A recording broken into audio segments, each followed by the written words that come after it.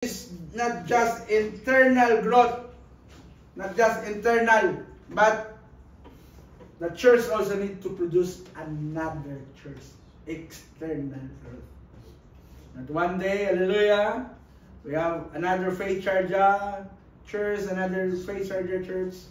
Here in Sharjah alone, we have 4 cities. So, tama na. We have 4 cities in Sharjah alone. Hoping one day, the Spirit-filled life is not just eternal. As we walk in the Spirit, we witness in love, peace, and power. Acts 1:8. You will receive power when the Holy Spirit comes on you, and you will be witnesses. Amen. Hallelujah. There's no exemption for that. It never says that these witnesses is just pastor, missionary, but you. Say the word you. You. Yeah. Don't tell to others, but you.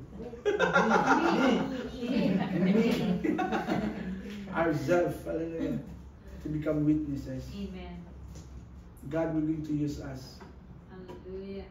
Be ready. Because in these days, the fruitful life is always missional life. We thought that we are nothing, but always God used ordinary people. And bearing fruits draws others to Christ. Hallelujah. God's mission is fulfilled through believers who are, number one, rooted in the Spirit. Nagbababad tayo sa presensya ng Diyos if we soak in the presence of God.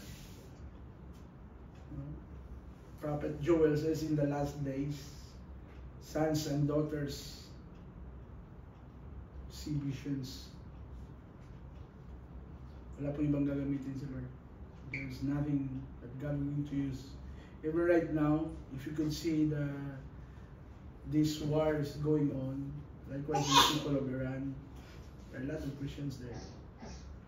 We thank God for Sister Ash that even he's a Hindu, but I don't know where he first encountered Jesus in her life. But God is alive. Amen. Buhay po yung Diyos na sinasamba natin. I remember those testimony of one of the gang founder in either in Sputnik gang or when he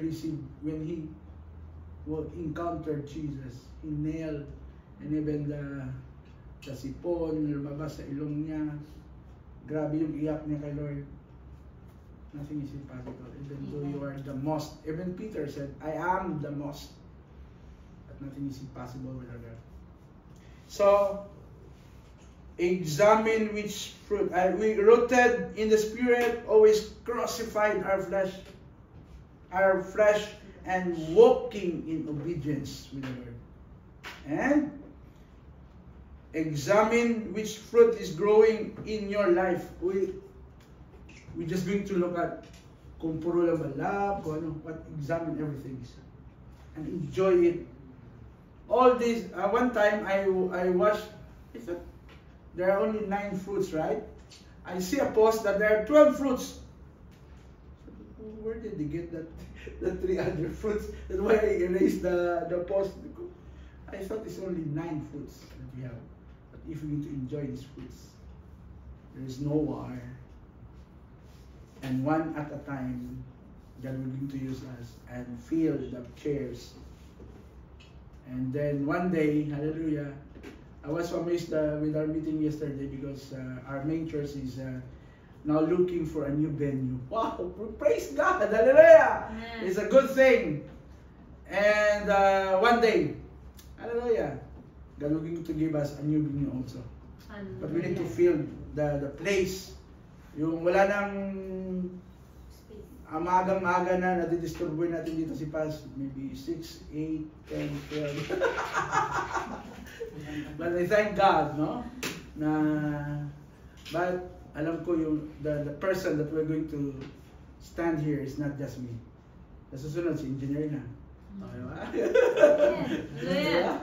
You see that kind of one, the company always wanted him to have Sunday. Nahalata niyo ba yun? Pag Saturday, wala, hindi siya binibigyan Sunday, lagi. So, time will come that every one of us, even those living with us, I do believe that God will going to use you. Amen? Walang imposible para sa Panginoon, as long as we are willing. Hallelujah. So, be a living witness. Let your character speak your words before your words do. Character. Sometimes people will not attend because, attend ako dyan, tapos ganun din ang ugali, ganito, ganyan. Diba? See that kind? Let it be that we will be the church, the light from those people around us. Because they are looking every time. They are looking kung ano yung mali nyo, yung mali natin. But if you have the Holy Spirit, the love, peace, joy, one day they will say, oh, I will come there because there is a changes in our life. Amen. And always, mission, mission, mission. The mission of God requires the Spirit fruit in our lives. We can only transform the world when the Spirit first transforms us. First for us. We have Spirit lead, peace, joy, meekness, self-control. This is our guide. That one day at a time. Last time, maraming palapas ng Christian dito. Hoping one day that bakit pa sila lalayo eh, pwede naman sila sa atin. We could invite them. But we just invite them. Hindi natin sila, we will not force like them because if they have already church to be attended.